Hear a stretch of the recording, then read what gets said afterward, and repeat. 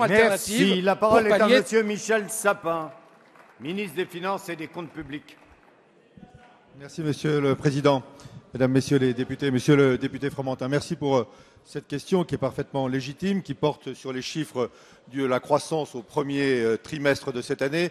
Nous connaissons aussi les chiffres de la croissance dans la zone euro et pourraient être meilleurs. Nous connaissons aussi l'environnement global. Au fond, un seul pays se porte bien aujourd'hui en Europe, c'est l'Allemagne, et c'est de cela dont nous devons nous inspirer les uns et les autres.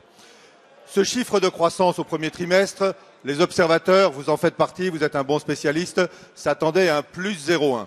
Nous avons la stabilité. Ça n'est pas suffisant, mais vous voyez bien que la différence entre les deux n'est pas la différence entre l'enfer et le paradis.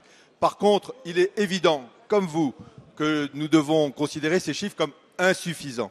Insuffisants d'abord en termes de croissance française, de réaction de notre économie propre, de notre économie nationale. C'est le sens même du pacte de responsabilité. Il faut plus de compétitivité dans nos entreprises. Il faut plus de capacité d'investissement, plus de capacité d'innovation, plus de capacité donc d'exportation en se battant soit au niveau européen, soit au niveau mondial pour mieux vendre les produits qui sont les nôtres et à partir de là recréer de l'emploi. Vous avez raison de souligner qu'au premier trimestre, des emplois ont été détruits alors qu'au dernier trimestre de l'année dernière, des emplois à peu près en nombre comparable avaient été créés. Le deuxième niveau, et je pense que vous partagerez aussi cette opinion, c'est le niveau européen global.